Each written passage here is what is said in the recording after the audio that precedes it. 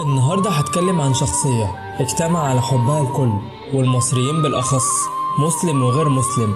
شخصية عملت ضجة أيام السادات لدرجة إن الواشنطن بوست نفسها نزلت مقال بتقول فيه: أوقفوا هذا الشيخ، هو إمام الدعاة محمد متولي الشعراوي.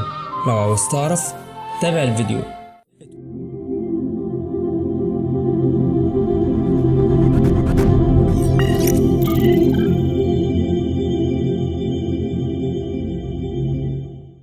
اتولد الشيخ الشعراوي في 15 إبريل سنة 1911 بقرية دقنوس مركز ميت غمر في محافظة الدقهلية. حافظ القرآن وهو عنده 11 سنة، وفي سنة 1922 دخل معهد الزقازيق الابتدائي الأزهري وحصل على الشهادة الابتدائية سنة 1923، ودخل المعهد الثانوي الأزهري وزاد اهتمامه بالشعر والأدب، وكان له مكانة خاصة من زمايله، فاختاروه رئيس لاتحاد الطلبة ورئيس لجمعية الأدباء بالزقازيق. وكانت نقطة تحول في حياة الشيخ الشعراوي لما والده قرر يقدم له في الأزهر الشريف، وكان الشعراوي عاوز يفضل مع اخواته لزراعة الأرض، ولكن والده أصر إنه يوديه الأزهر، فسافر القاهرة وقدم في الأزهر، ولكن اشترط على والده إنه يجيب له كميات كبيرة من كتب التراث واللغة وعلوم القرآن وكتب الحديث النبوي الشريف، وده كان عشان يضغط على والده عشان عايز يرجع القرية.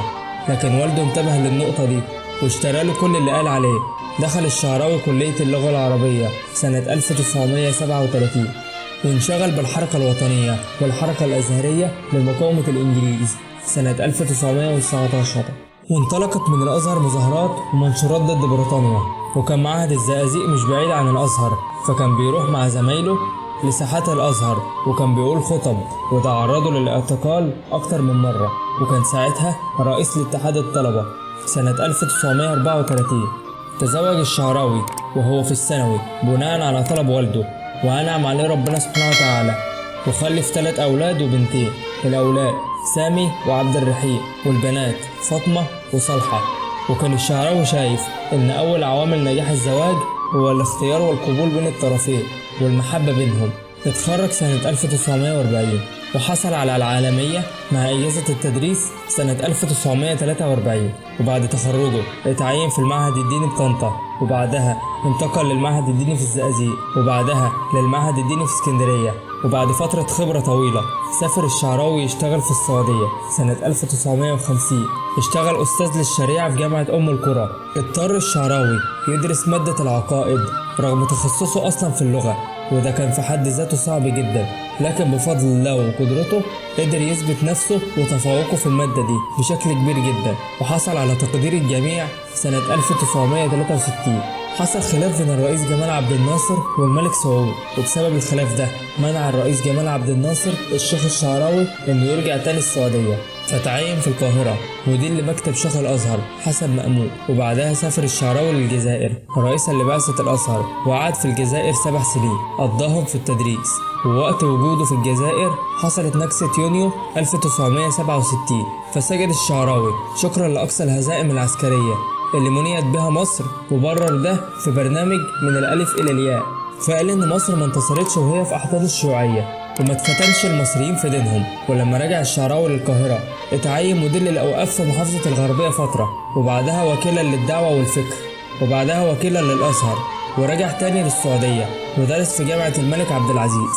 وفي نوفمبر سنة 1967 اختار السيد ممدوح سالم رئيس الوزراء وقتها وأعضاء وزارته، وعين الشعراوي وزير للأوقاف، وفضل الشعراوي وزير للأوقاف لحد سنة 1978. اعتبر أول اللي أصدر قرار وزاري بإنشاء أول بنك إسلامي في مصر، وهو بنك فيصل، وده كان من اختصاصات وزير الاقتصاد أو المالية حامد السايح ساعتها، اللي فوضه ووافق عليه مجلس الشعب سنة 1987. اختاروه عضو بمجمع اللغة العربية مجمع الخالدين. وتوفى الشيخ الشعراوي 17 يونيو سنة 1998، وده كان تاريخ الشعراوي باختصار. ليه بقى بيشتموا الشعراوي؟